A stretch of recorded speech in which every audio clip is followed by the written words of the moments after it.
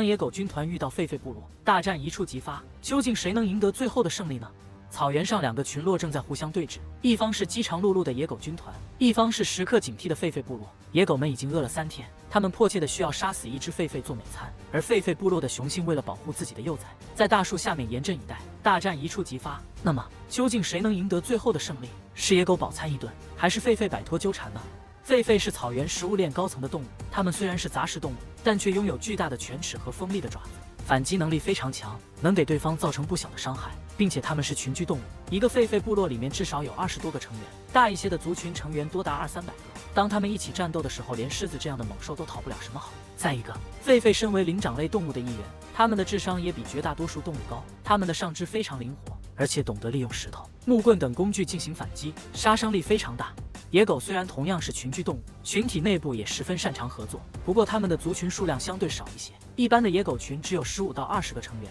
最大的族群也不超过100只，跟狒狒群打起来并没有明显的优势，并且野狗的体型不算大，平均体长在1米左右，跟我们农村的土狗差不多。1对1的情况下，完全不是成年狒狒的对手。它们唯一占优势的就是速度和耐力。不过狒狒会爬树躲避，而野狗是典型的犬科动物，拿树上的狒狒没办法，所以理论上它们不应该跟狒狒发生冲突。通常只有狮子、花豹等大猫们在食物匮乏的时候才会捕猎狒狒。野狗群的常规食物应该是高脚铃，因为它们群体数量不少，而狒狒的个子只稍微比野狗大一点，一只狒狒的肉根本无法喂饱整个野狗群，反而野狗很容易被狒狒反击受伤。当野狗军团遇到狒狒部落，究竟谁能赢得最后的胜利？那么野狗群为什么会反常的招惹狒狒群呢？仔细查询发现，野狗群捕猎狒狒并不是偶然现象，而是它们的食谱的确发生了变化。一位专门研究野狗的专家观察到野狗群113次进行捕猎，以及94次有效进食，发现狒狒占到了它们食物的40%。在2015年到2017年这3年的时间里，野狗群一共杀死了50多只狒狒。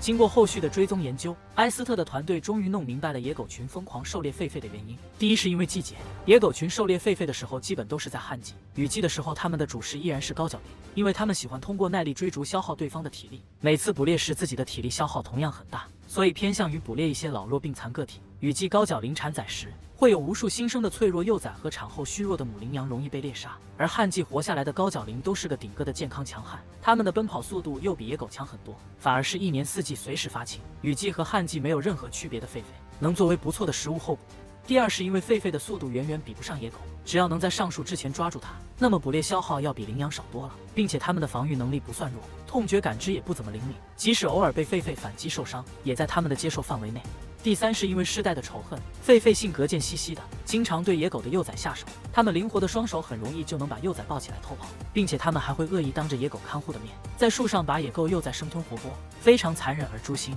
时间久了，部分野狗就对狒狒抱有刻骨的仇恨。了解完野狗群捕猎狒狒的原因后，仍然有人好奇，前面说过野狗面对狒狒，无论是群对群还是单对单都没什么优势，它们是如何捕猎狒狒，并把对方内入食谱的呢？当野狗军团遇到狒狒部落，大战一触即发，究竟谁能赢得最后的胜利？野狗虽然体型和数量都不如狒狒，但它们捕猎的时候也懂得利用一定的策略，不会直接跟狒狒群正面硬刚，而是潜伏在狒狒附近。假如碰到落单的狒狒，或者是3-5只单独出来的狒狒时，就会10几只野狗一拥而上，将狒狒杀死。再一个，狒狒虽然会爬树，但在非洲的稀树草原里，树木的数量并不多，绝大多数狒狒都需要在地面上寻找食物。有些狒狒如果跑到单独一棵的树上，那么它们很容易被野狗群手食，因为狒狒的耐力一般，一棵树无法保证它生活太久，它必须要想办法离开孤树，跟自己的族群待在一起。但是野狗的耐力是出了名的好，它们可以不吃不喝守在树下好几天，直到狒狒忍不住下树为止。不过开头对峙中的野狗群和狒狒群情况不太一样，